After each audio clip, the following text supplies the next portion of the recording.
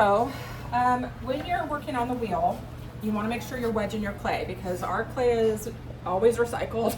There's always air bubbles in it. There's always hard bits and soft bits. So make sure to wedge it up really good before you get started. If you want to check and see if it's ready to go, you can take and slice it into, like just little slices about 1/4 of an inch to 1/2 an inch thick. And then you're just gonna look at it and you can see this doesn't have any air bubbles. Okay, let's see if I have one I can show you. None there. Oh, here's one. So it's pretty obvious when there's an air bubble. So you just don't want to use that slab? No, we're gonna use it. I'm just gonna wedge it a little bit more. Okay, so if it has a pocket like that, that's an air bubble. And that's not the end of the world. It's not like it's gonna blow up in the kiln. But what happens is that it kind of makes it harder to throw with. Okay, so you can see when I'm throwing these on, I'm kind of slapping it across instead of just going straight down. That just makes the clay kind of get into those air pockets a little bit better. And then I'm just going to wedge this back up. But likely it's not going to be perfect. So, we'll just have to work around the air bubbles. And I'm going to show you how to do that too. Okay. So our wheels here are a combination of kick and then also electric. So they get loud when I turn them on, so I'm gonna wait just a second before I turn it on. You also need a bat. We have a lot of handmade bats. Bats that should be like your last resort. We have 10 of these plastic bats and they're not gonna give your hands splinters. Okay, so I would use those. When you put them on, they're still kind of on the newer side because they just haven't been used a lot. So you can see that they don't really go on really good. So you have to really smash them down on there, okay? And then to get them off, I use a flathead screwdriver. Just put it underneath and pop it up, okay? All right, so the on-off switch is on the left. It feels like a little light switch. If you're right-handed, you can use the electric. If you're left-handed, you're just gonna have to kick. Okay, because it only goes one way on the electric. Is anybody left-handed? So you're gonna have to kick, okay? Which isn't bad, it's just, it takes some practice. Okay. Oh, you can switch, okay, a little bit ambidextrous, okay. So then, first thing I'm gonna do, I'm gonna make myself a little target. And this isn't something you have to do. It's just like, if you have a hard time visualizing where the middle is, just make yourself a little target by turning the wheel on. And the pedal, you guys can see on that one, can you guys see that little diagonal piece of metal there? That's the pedal, okay? So when you push down on it, it goes. This wheel does not have a brake like an electric brake. You're gonna have to put your foot down to break the wheel, okay? All right, so I'm gonna put my nose over the center and then I'm just gonna throw my clay down, okay? If you don't get it right on the middle, just pat it. And then once you pat it, make sure to pat it on top, okay? You want it really stuck to the bat. And I don't want your bat to be super wet, like a little bit wet, like that little circle is fine, but don't get your sponge and wet your wheel down, okay? Before you start. So now I'm gonna get my clay wet, I'm gonna get my hands wet. They need to be pretty wet, okay? And I'm getting my wheel going pretty fast here. And then I'm just gonna squeeze the clay inward. Now I want you to pay attention to the way I sit, okay? When I'm sitting, I have my elbows kind of tucked into my hip here, and then my body is positioned over the wheel. So I'm gonna squeeze inward and up. So what I'm doing is I'm making a cone shape, okay? And then I'm gonna compress that back down. So to compress it, I'm gonna use my left hand right here, and then with my right hand, I'm gonna push the clay away. So again, I'm gonna get them wet, push down and away, okay? And then I'm going to do that again. Bring it up. So this is called centering, coning, and compressing, okay? And there are different ways to center, which I'll show you one here in a second.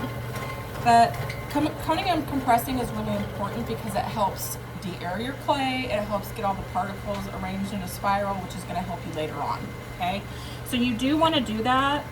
But if you can't get it on center doing that, go ahead and do that about 3 times. And then if you can't get it on center, okay, so if it's not on center, your hands are going to be moving, Okay, either your fingers are gonna be wiggling like this or your whole arm is gonna be moving, okay?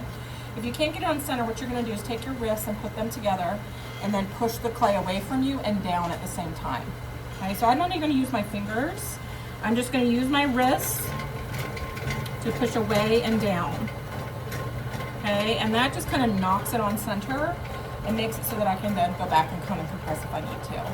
Okay, but once you've got it on center, okay, and your fingers aren't wiggling or anything, they're very steady when you put them on there.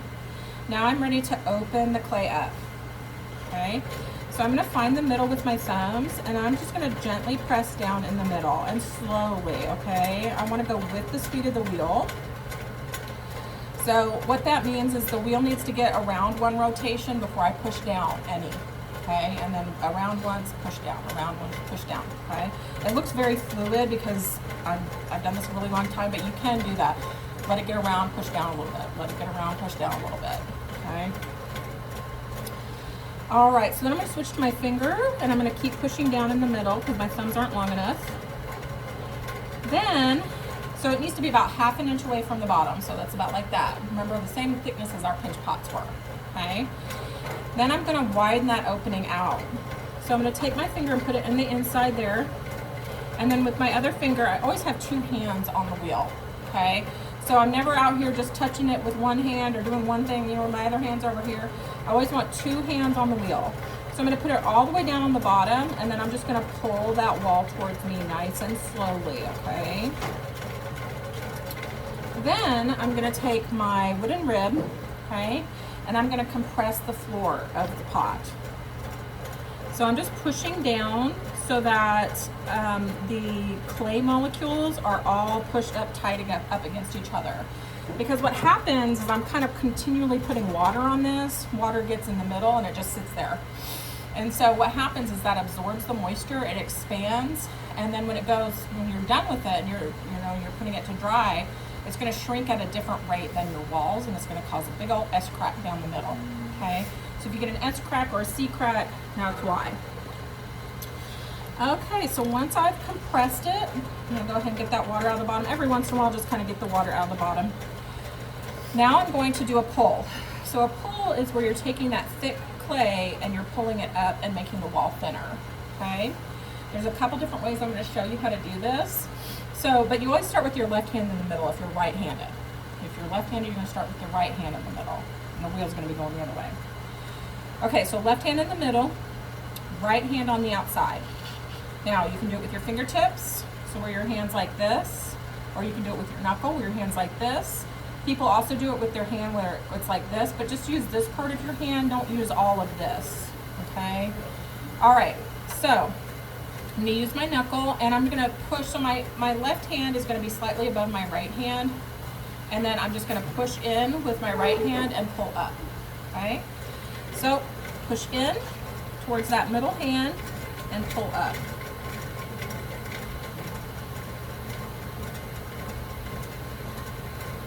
When you get to the top, you're going to want to stop, like right here. But you need to go all the way up until your finger is off the clay, and then you can stop, okay? Okay, so now I'm gonna do it with my fingertips.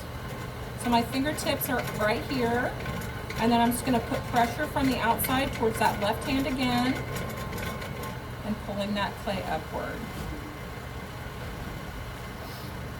Okay, don't stop at the top, go all the way through until you come off, and then release.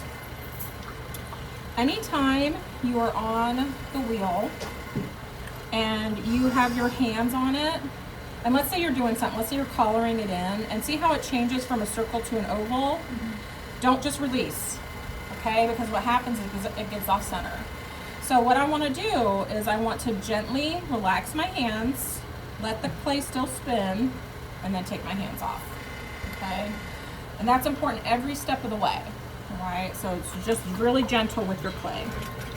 All right, so I'm gonna do one more pull on the bottom here, get this thickness out.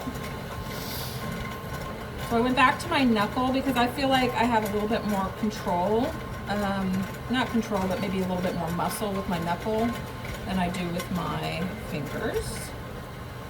Okay, and then I'm easing off on the pressure, nice and gentle. Okay, so whenever you're starting on the wheel, what you start with is a cylinder. Okay, so that's what I've got here. And then from there you can do whatever you want. You can turn it into a vase, you can turn it into a pitcher, teapot, mug. The only thing that I would say is, like, if you're making a bowl, you want to start wider. So you don't want to start with something this tall. You would want to start lower and wider, and then open it up out here. Okay. Same for a plate. Obviously, I'm not going to turn this into a plate. I mean, hopefully that's obvious. Maybe it's not obvious, but you would flatten that out first, and then you raise just a small wall on the side. Okay. All right. So if I want to shape this, what I'm going to do, I'm going to trim some of this extra clay off first. So I'm just using the corner of this and pushing it into my pot just to get rid of some of that extra clay. Get the water out of the bottom here real quick. And I'll have to put more on. So what I'm going to do is I'm going to widen the bottom. So I'm going to make this into like a little bottle or something. Okay, so I'm going to widen the bottom, and then I'm going to show you how to close in the top. So to do that, I'm going to take my wooden rib, and you can just do this with your hands if you want to, but I'm going to use my wooden rib, and I'm going to hold it at an angle. And then with my left hand, I'm going to come out and push up against that angle. Okay. And remember, you got to go slowly. You got to go with the speed of the wheel. So you can see where I'm pushing out, and it's making the pot flare out. So I'm going to get about right here, and then I'm going to ease off on the pressure, but I'm not going to completely come off until I get about right here. Okay? And then I'm going to do that again. Get it a little bit more wet on the outside. Okay? And then I'm going to do it again.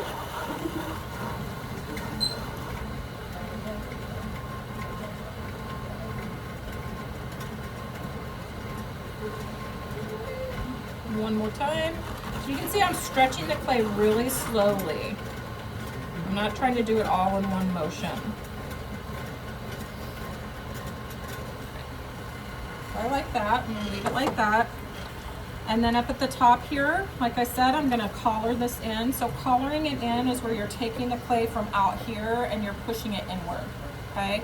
So my hands are going to start out here, and then as I move up the clay, we're going to get closer and closer together. Now when you do that, a couple things happen. Okay? One is that you see that the clay gets thicker because you're taking all that clay out here and you're moving it in. So yeah, it's going to get thicker. So when that happens, you can do a little pull from where you started collaring. So I'm just going to do a little pull. And here I'm just using one finger, but because I want less surface area touching. Another thing that happens is that your rim is going to start showing irregularities. So to get rid of that rim, if you don't like the up and down, you're going to trim it. So I'm going to hold it with my left index finger and thumb, and then with my thumb is going to kind of balance this needle tool, and then I'm just going to gently draw a line on there and then push that needle tool through a little bit more till it touches my finger, and then I can just pick it up. Okay, so then I've got a nice flat rim. Then I'm going to go ahead and compress my rim to make sure that it's nice and even. So again, I'm going to hold it with my index finger and thumb of my left hand, and then I'm just going to push down with my right hand. And that makes it nice and level. Okay? Then I can go back to finishing the shape. So I'm going to go ahead and collar this in a little bit more.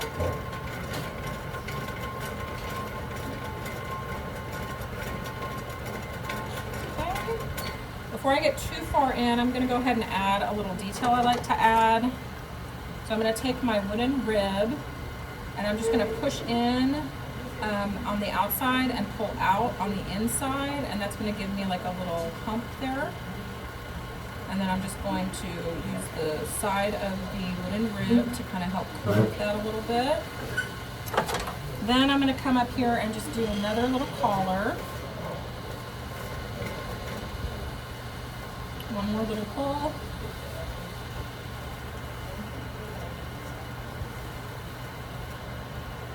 Trim the rim. Okay. Compress it.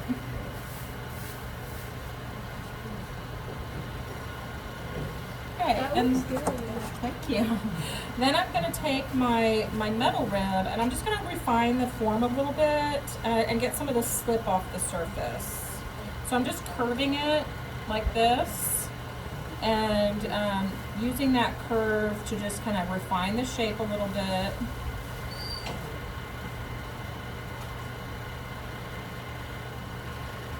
And then I can do the same thing up here, but I'm going to just use this end and I'm going to put a finger on the inside here.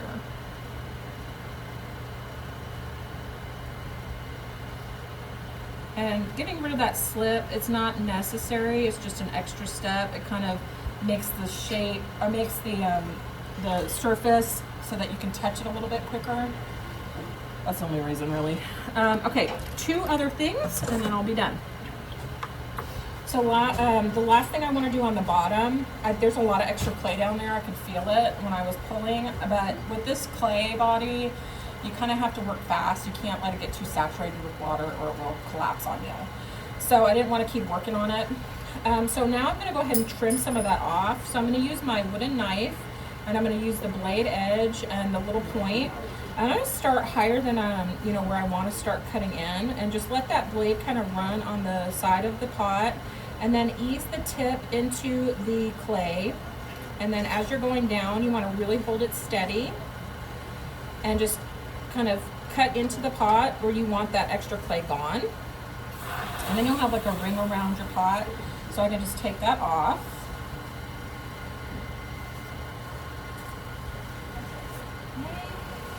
And then I'm going to take my metal rib again and just smooth that transition and make sure it looks like you can't tell exactly where I did that. Okay, make sure the shape flows nicely. So that's done. And then the last thing that I would do to the actual pot is to finish the rim. Because you can see how the rim right now looks like it was just kind of cut off. So I want to make it nice and rounded so it completes the form. So to do that, I'm just going to pinch the sides with my left index finger and thumb, and then I can kind of push down a little bit, or you can also use your sponge to do this, and just kind of push down on the top while you're pinching the sides. Okay, go back and reshape it a little bit. Okay, so now it looks like it completes that nice rounded form. Okay, so that's throwing. Like I said, it takes a lot of practice. It makes it look easy. It's not easy, but don't give up on it. And I'm here to help if you need help. To get this off, you're gonna take the flat head and just put it underneath and then pull it up like that. And then I would put that in front of the fan for a little bit. I'm not done with this, so I'm gonna do something else real quick. But put it in front of the fan before you wrap it up so that the plastic doesn't get stuck to the piece. Okay, but you do want to wrap up your pieces, because I'm going to show you how to trim them probably next month or Tuesday. I'll show you how to trim them. Yeah, you can do that right now. I don't want to do it because there's something I want to do to the bottom still, but yeah. So you take it and you're going to wrap it around your fingers like this, and then you just pull it towards you. But you make sure that you're pulling it tight and that your thumbs are down on the back. Okay. So you can do that right away, or you can wait a little bit. It doesn't really matter. Okay. Okay, so you guys are welcome to use these. Just let me know if you're having any issues or questions. But to clean up, this tray does come off. All the slip and all the extra clay gets dumped into those buckets. It needs to look like it does now. So if you splash clay on the wall, which is totally normal, just make sure to wipe down the wall, wipe down all of the wheel, okay? All right, thanks guys.